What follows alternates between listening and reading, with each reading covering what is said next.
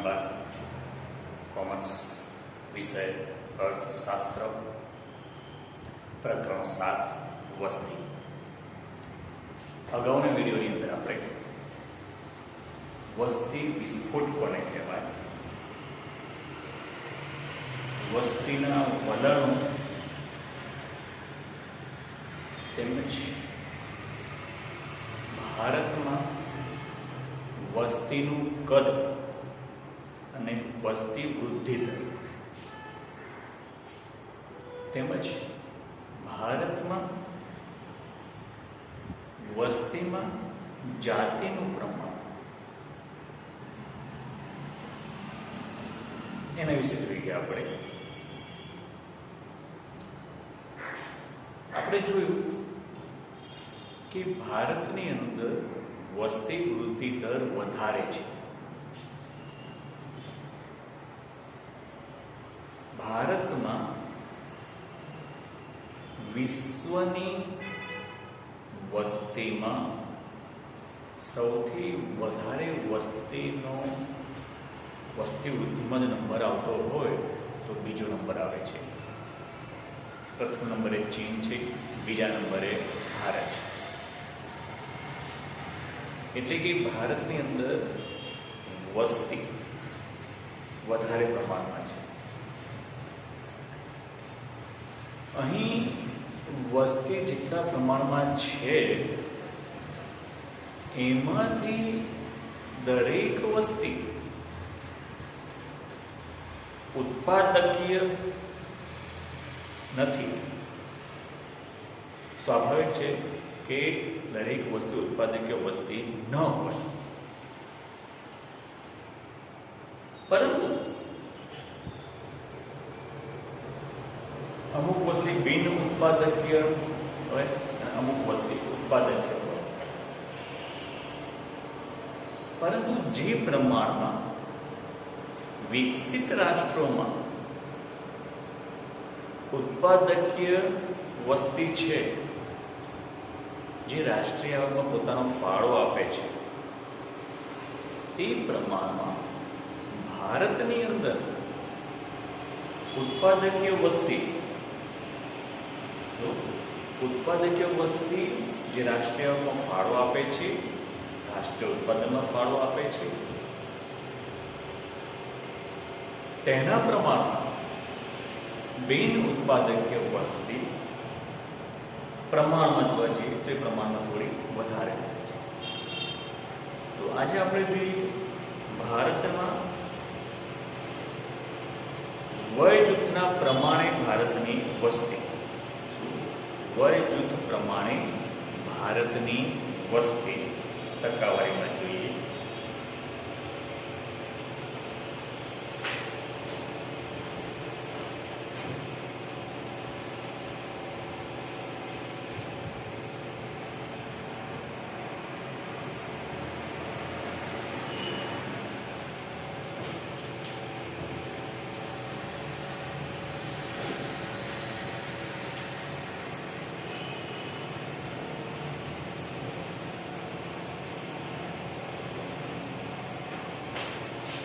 વય જૂથ પ્રમાણે ભારતની વસ્તી ટકાવારીમાં દર્શાવી છે. એ આપણે જોઈએ. વય જૂથ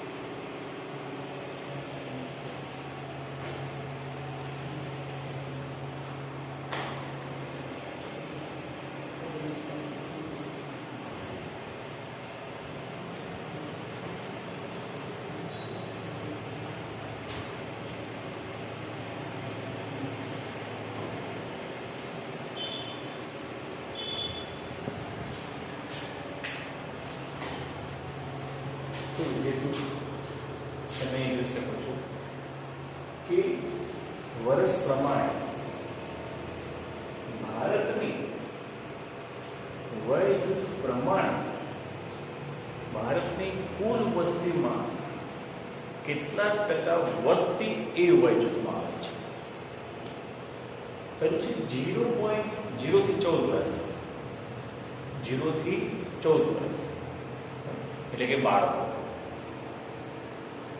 અહીંયા આગળ થોડી ભારતમાં વય જૂથનું જે પ્રમાણ આપવામાં આવ્યું છે અને રોજગારી મેળવવા માટેની જે વય જૂથ છે એમાં થોડી વિસંગતતા જોવા મળે છે. શું? કારણ કે રોજગારી મેળવવા માટેનું વય જૂથ છે એ 18 વર્ષ નક્કી કરે છે. તો અહીંયા આગળ જોવા જઈએ તો 0.14 વર્ષ છે એ 12 વય જૂથ જેમાં પ્રાથમિક શિક્ષણ સુધીનો સમાવેશ કરવામાં આવે છે. 2005માં કુલ વસ્તીના 32% અંદાજે 33% વસ્તી એ વય જૂથમાં હતી. અહીં આગળ 0 થી 14 વર્ષ અને 65 થી વધુ વર્ષ એ બે વય જૂથમાં જે સમાવેશ થતો હોય તેને બિન ઉત્પાદકીય વસ્તી તરીકે ઓળખવામાં આવે છે. જે લોકો રાષ્ટ્રીયમાં કોઈ ફાળો આપતા નથી પરંતુ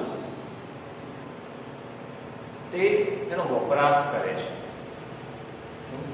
એટલે વપરાશમાં તેમનો હિસ્સો છે પરંતુ આવકમાં તેનો કોઈ હિસ્સો હોતો નથી. ઉત્પાદકીય વય જૂથ જોવા જઈએ તો 15 થી 64 વર્ષનો છે પણ અહીં પણ થોડી વિસંગતતા જોવા મળે છે ભારતની અંદર કે ભારતમાં કોઈ પણ વ્યક્તિની રિટાયર થવાની ઉંમર આપણે 58 વર્ષ ગણવામાં આવે છે. તો મારા કહેવા મુજબ અહીંયા પણ જ્યારે રોજગારી મેળવવાનું વય 18 વર્ષની ગણેલી છે અને નિવૃત્તિની વય મર્યાદા જ્યારે 58 વર્ષ છે કે ઉત્પાદકીય વય જૂથનું 18 થી 58 વર્ષનો ગાળો રહેવો જોઈએ. શું? અને બાકીનું 0 થી 18 વર્ષ અને 58 થી વધુ વર્ષ એને આપણે બિન ઉત્પાદકીય વય જૂથમાં ગણી શકીએ. પરંતુ અહીં આગળ જે વસ્તી ગણતરી કરવામાં આવી છે તે મુજબ એ પ્રમાણે વસ્તી ગણતરી થયેલી નથી. તો એ મુજબ જોવા જઈએ અહીંયા તો બિન ઉત્પાદકીય વય જૂથમાં સમાવેશ થતી વસ્તી અહીં ટકાવારી પ્રમાણે ઓછી દેખાય છે. પરંતુ ખરેખર જોવા જઈએ તો ભારતની અંદર લગભગ બાળકનું શૈક્ષણિક સમયગાળો એટલે કે ભારતની અંદર વિદ્યાર્થી ઓછામાં ઓછા 20 થી 21 વર્ષ સુધી શૈક્ષણિક કાર્ય કરતા હોય છે. શું? અને 21 વર્ષ પછી એ લગભગ રોજગારીની શોધમાં હોય છે. એટલા માટે એમ જોવા જઈએ તો 21 વર્ષ સુધીની વસ્તી જે છે એને આપણે બિન ઉત્પાદકીય વય જૂથમાં સમાવેશ કરી શકાય. શું? અને જ્યારે રિટાયર થવા નિવૃત્તિની વય મર્યાદા 58 થી 60 વર્ષની છે તો 60 વર્ષ પછીની વસ્તીને આપણે બિન ઉત્પાદકીય વય જૂથમાં સમાવેશ કરી શકીએ. તો સામાન્ય રીતે જોવા જઈએ તો ભારતની અંદર આ વસ્તીનો સમયગાળો આ વસ્તીનું વય જૂથ પ્રમાણે વસ્તી વધારે જોવા મળે છે. તો અહીંયા આપણે જોઈ શકીએ છીએ કે જો 2005, 10, 11, 14 0 થી 14 વર્ષની અંદર આવતી વસ્તી સરેરાશ 30% છે. શું? અને 65 થી વધુ આવતી વસ્તી સરેરાશ 5% છે. એટલે આપણે કહી શકીએ કે ભારતની અંદર લગભગ 35 થી 40% વસ્તીનો સમાવેશ બિન ઉત્પાદકીય વય જૂથમાં સમાવેશ થાય છે અને ઉત્પાદકીય વય જૂથમાં માત્ર 60% વસ્તીનો સમાવેશ થાય છે. શું? એટલે ભારતમાં જે પ્રમાણે શ્રમ પુરવઠો છે 60% ને આપણે કહી શકીએ શ્રમ પુરવઠો, કે જે લોકો શ્રમ કરવાને લાયક છે, રોજગારી મેળવી શકે તેમ છે, રોજગારીના હકદાર છે, છતાં પણ આપણે શ્રમ પુરવઠા પ્રમાણે ભારતની અંદર બેકારીની ટકાવારી કરવામાં આવે છે, વય જૂથ પ્રમાણે નહીં. તો અહીં જો 60% વસ્તી શ્રમ પુરવઠાને લાયક છે, રોજગારી મેળવી શકે તેવી છે, છતાં પણ તેમાંથી લગભગ 20 થી 25% વ્યક્તિ બેકાર જોવા મળે છે. તો એનો મતલબ એ થયો કે ભારતમાં જે આર્થિક વિકાસ છે તે રોજગારી વિનાનો આર્થિક વિકાસ છે, તેમજ અગાઉ પણ જોયું હતું અને આની ઉપરથી સ્પષ્ટ થાય છે કે ભારતમાં જે પ્રમાણે શ્રમ પુરવઠામાં વધારો થાય છે તે પ્રમાણે રોજગારીની તકોનું સર્જન થઈ શકતું નથી. એટલા માટે ભારતમાં બેકારીનું પ્રમાણ વધારે જોવા મળે છે આપણને. બરોબર વિદ્યાર્થીઓ?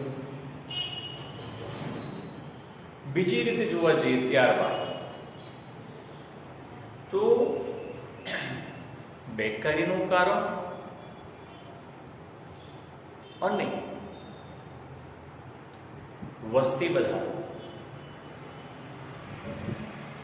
કૃષિ ઉત્પાદનમાં વધારો અથવા તો એમ કહીએ ઉત્પાદનમાં વધારો, ભારતમાં જોવા મળતી પ્રચ્છન્ન બેકારી, મોસમી બેકારી, ઘર્ષણજન્ય બેકારી, ચક્રીય બેકારી, જે પ્રમાણે બેકારી જોવા મળે છે તે પ્રમાણે ભારતની વસ્તીનું વય જૂથ જોવા જઈએ તો ઉત્પાદકીય વય જૂથમાં વધારે વસ્તીનો સમાવેશ થાય છે.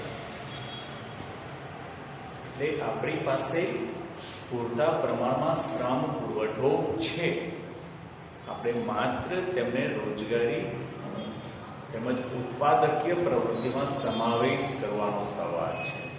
જો આટલા વય જૂથને આપણે ઉત્પાદકીય પ્રવૃત્તિમાં સમાવેશ કરી શકીએ તો આપણે રાષ્ટ્રીય આવકનો ફાળો વધે અને સાથે સાથે આર્થિક વિકાસ પણ વધે. પરંતુ આ જે 0 થી 14 વર્ષ અને 65 થી વધુ વર્ષ એમાં જો 40% વસ્તી એવરેજ આવશે, આમ તો એવરેજ આપણી 40% વસ્તી ભારતની અંદર બોજારૂપ વસ્તી તરીકે ઓળખવામાં આવે છે. શું? જે વસ્તી ઉત્પાદન પ્રક્રિયામાં સામેલ નથી પરંતુ વપરાશની પ્રવૃત્તિમાં તે સામેલ છે,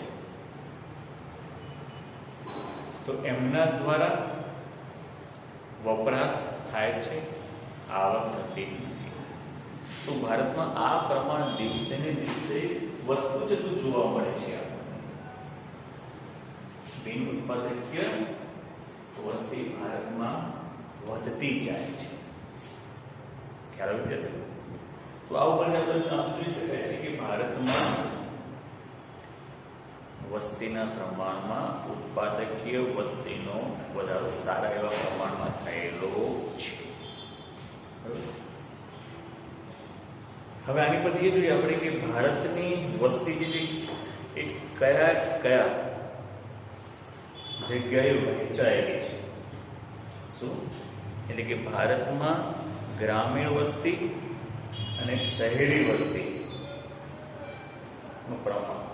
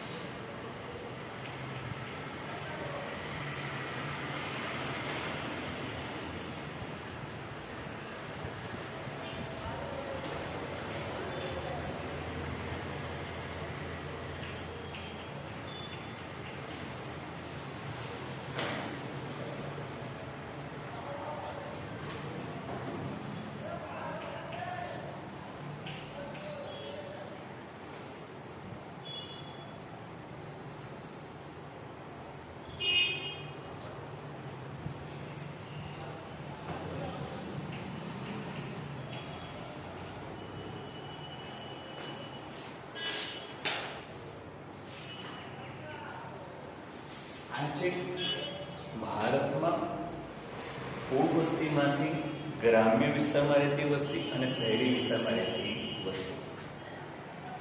તો 1901 થી લઈને 2011 દરમિયાન કૌંસમાં જે દર્શાવે છે ટકાવારી દર્શાવે છે અને બહાર દર્શાવે છે કરોડમાં કે 1901માં ગ્રામ્ય વિસ્તારમાં 21.2 કરોડ વસ્તી ગ્રામ્યમાં હતી અને માત્ર 2.6 કરોડથી શહેરમાં વસ્તી.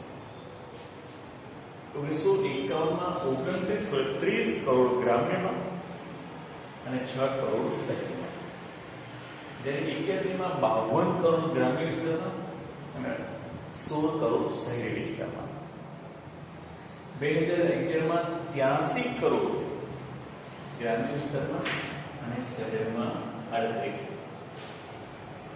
તો અહીં આપણે જોવા જઈએ તો જો વિદ્યાર્થીઓ ટકાવારી પ્રમાણે જોવાનું કે ગ્રામ્ય વિસ્તારમાં રહેતી વસ્તીની ટકાવારીમાં શું થાય છે.